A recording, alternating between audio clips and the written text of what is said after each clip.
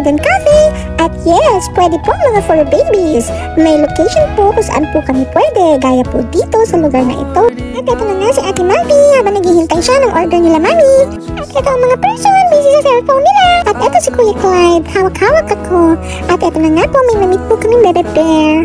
Ayan po, ang pogi-pogi po niya. Shout out sa'yo, nakalimutan ko na pangalan mo.